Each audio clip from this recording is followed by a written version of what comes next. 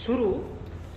महोदय, पर्यावरण से तात्पर्य किसी एक व्यक्ति के परिवेश से नहीं वरन व्यक्ति के, समाज के, राष्ट्र के और इस सारी पृथ्वी के ही परिवेश से है, जिसका प्रभाव व्यक्ति, समाज, राष्ट्र और सारे विश्व पर पड़ता है।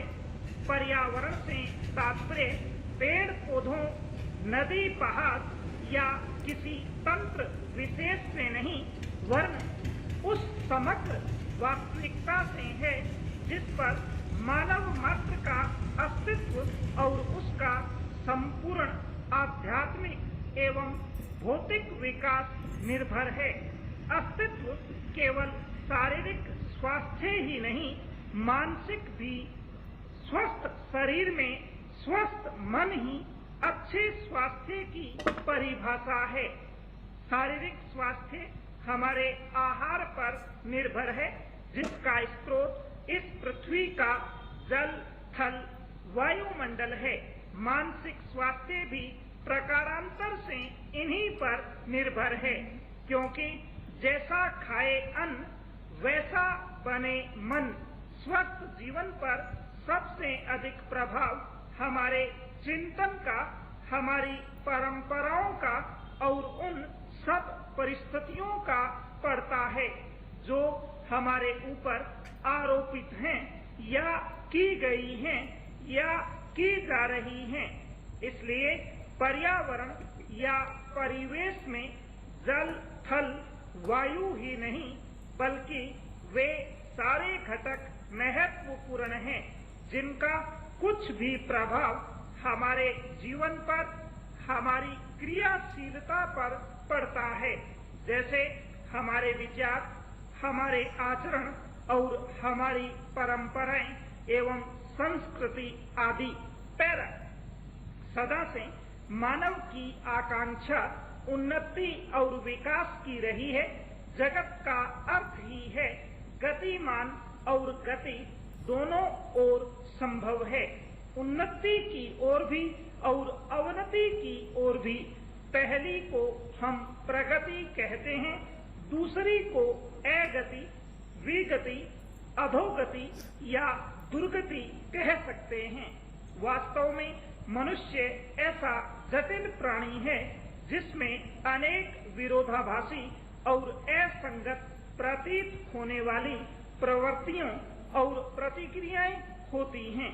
वह कानून और व्यवस्था की मांग करता है, किंतु चलचित्र, दूरदर्शन आदि में स्वतः भड़की हिंसा या खेलों में युक्ति पूर्वक की गई हिंसा अथवा अनीति से मंत्र मुग्ध भी हो जाता है। मनुष्य अपनी ही जाति या वर्ग के व्यक्तियों के प्रति प्राय बहुत अधिक प्रतिद्वंदी होता है, किंतु कोई बाहरी खतरा उपस्थित होने पर उनके प्रति हद से ज्यादा सहयोगी बन जाता है। वह सड़कों पर या युद्धों में सामूहिक विनाश के प्रति उदासीन रहता है, किंतु किसी खान में फंसे हुए एक व्यक्ति या किसी कुएं में गिरे हुए एक बालक की रक्षा करने के लिए ढेरों साधन जुटा लेता है। कुछ विद्वान कहते हैं कि मनुष्य बंदर की संतान हो या न हो, किंतु उसमें खालिस बंदर की द्वैत प्रकृति प्राय ही होती है।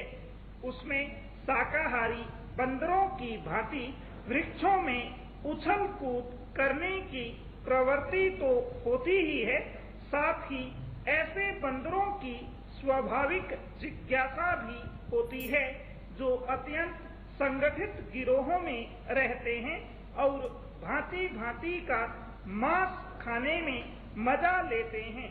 मनुष्य की ऐसी परस्पर विरोधी इच्छा आकांक्षाओं से निपटना असंभव होता है, फिर भी किसी प्रकार का संतुलित मध्यम मार्ग अपनाना अनिवार्य होता है। यही बुद्धिमानी का रास्ता है। विद्वानों ने मानव की मूलभूत आवश्यकताओं को 5 स्तरों में रखा है। पैरा महोदय, जो एक के बाद एक आते हैं। शारीरिक आवश्यकताएं यथा भोजन, कपड़ा, मकान और आराम जीवन की मौलिक आवश्यकताएं हैं। दूसरे स्तर पर आती हैं सुरक्षा और भविष्य के प्रति निश्चिंतता। इनके लिए मनुष्य भांति भांति की वस्तुओं का संग्रह करता है।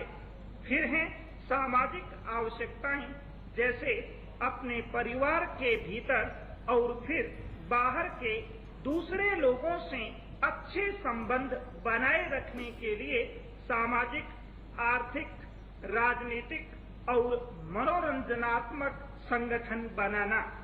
चौथे स्तर पर हैं अहम संबंधी आवश्यकताएं, जैसे आत्मसम्मान, आत्मविश्वास और आत्मतुष्टि आदि। आत्म परितोष अर्थात उन्नति, विकास और ख्याति प्राप्ति की क्षमताओं को साकार करना व्यक्ति की अंतिम और उच्चतम अपेक्षाएं हैं। इन आवश्यकताओं की पूर्ति के लिए मनुष्य अपने आसपास उपलब्ध पर्यावरण का दोहन करता है। जल, थल, वायु ही नहीं, पेड़ पौधों, पशु पक्षी, जीव जंतुओं तक का उपयोग करता है। सभी शक्तियों का, यहाँ तक कि सबल व्यक्ति अपने से निर्बल व्यक्तियों तक का दोहन करता है, जो शोषण की सीमा तक पहुँच जाता है। इसके लिए भांति भांति की तकनीकें खोजी और अपनाई जाती हैं। पैरा प्रौद्योगिकी ने मनुष्य को भांति भांति की आवश्यकता की वस्तुएं अभूतपूर्व प्रचुरता से देकर संतुष्ट किया है और आवश्यकता की सीमा रेखा भी खिसकाई है। विलासिता और सजावट की ऐसी सामग्री भी दी है जो अब बहुत कुछ आवश्यकताओं में गिनी जाने लगी है।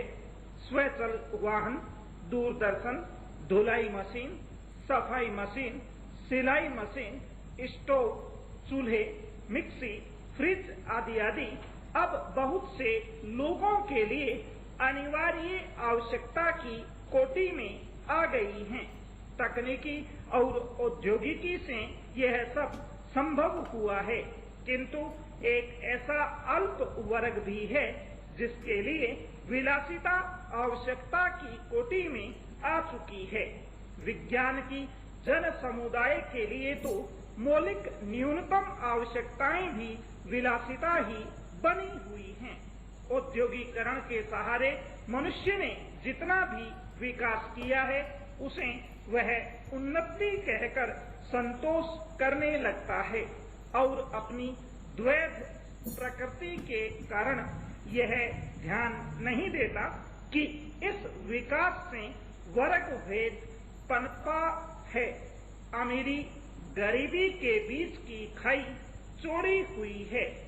जो व्यक्ति मानव की समानता, समाजवाद या साम्यवाद के गीत गाता है, वही अपनी द्वैध प्रकृति के कारण अपने पर्यावरण, यहाँ तक कि मानव के भी शोषण के नए नए तरीके खोजता है। यह शोषण बलात्कार की सीमा तक पहुँच गया है। मनुष्य ने अपनी बुद्धि का प्रयोग किया, फलस्वरूप भांति भांति का औद्योगिकरण हुआ और जल, थल, वायु सब प्रदूषण के शिकार हो गए। जितना ही अधिक विकास हुआ, उतना ही अधिक विनाश हुआ। प्राकृतिक संपदा का भीषण ह्रास हुआ।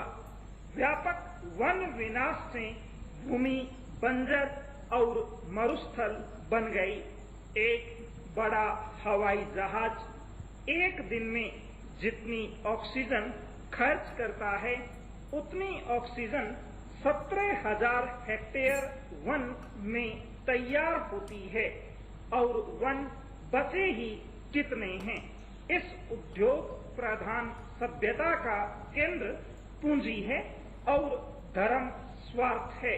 मनुष्य मनुष्य का शोषण कर रहा है, देश देश का। संपूर्ण विराम।